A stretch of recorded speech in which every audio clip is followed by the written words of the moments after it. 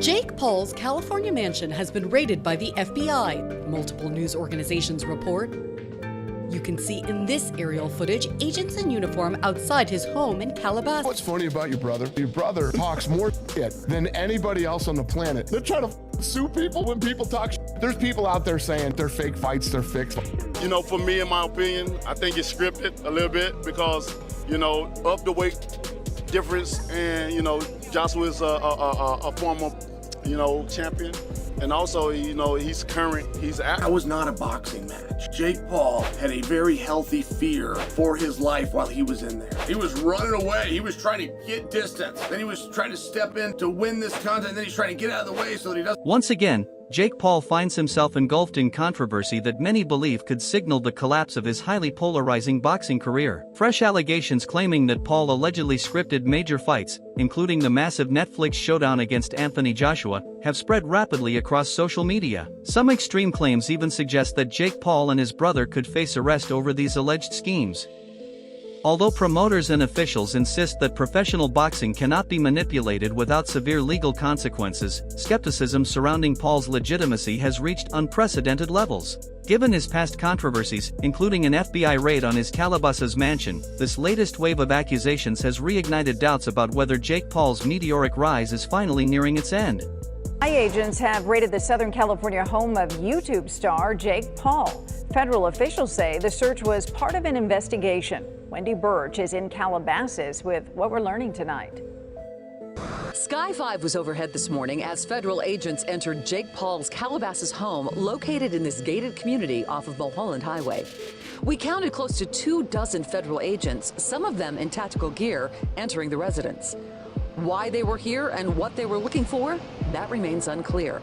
The federal search warrant has been sealed. Long before the current arrest rumors surfaced, boxing analysts, former fighters, and promoters had already raised serious questions about the authenticity of Jake Paul's boxing journey. Critics have repeatedly pointed to carefully selected opponents past their prime, unusual pacing during fights, late knockdowns, and rumored contracts containing restrictive clauses. To many within the boxing community, Paul's success has appeared less organic and more strategically manufactured, fueling suspicions that his rise has been. He's been curious about this because, like, you know, you saw the Askren fight, we saw these fights that he went into. The Fury one obviously didn't go the way that I thought it was going to go, just because I was so convinced that, like, Jake had these fights fixed, and there's a lot of people who talk about the fights being fixed because it's just the way it is. Yeah, they tell me that too. They're like, tell me you're not going to take a fall against Paul. Everybody says that to me. I'm like, are you kidding me? You could have paid me all the money in the world.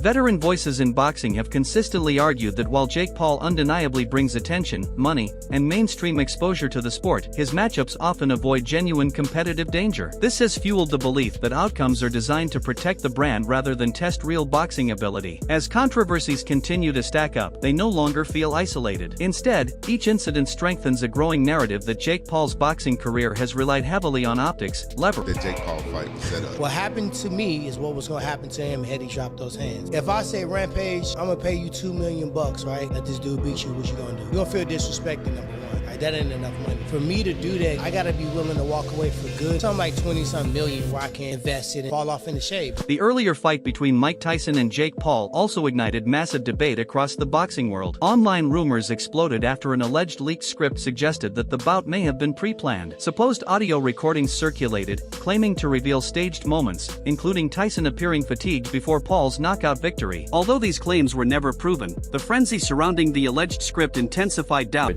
In the United States is $1.3 million. Again, that's over the course of the person's entire life. Jake Paul earned 30 times that in one night.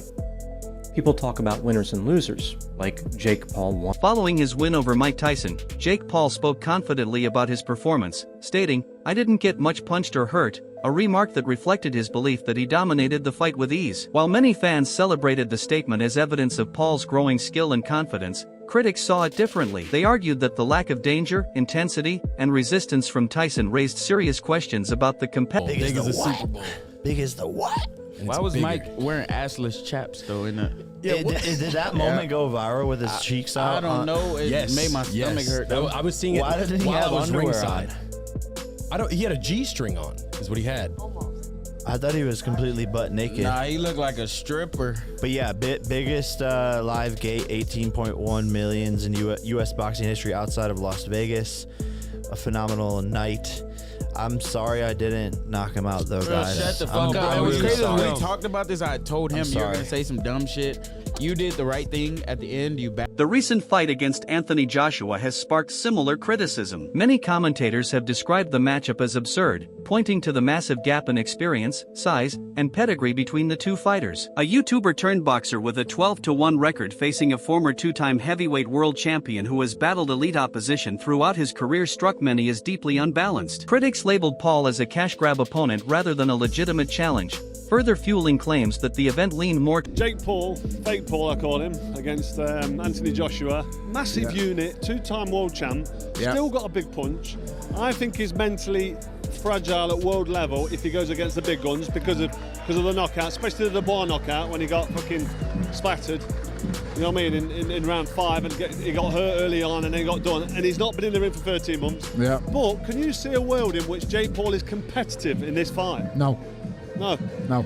How do you see the fight going if AJ takes it serious?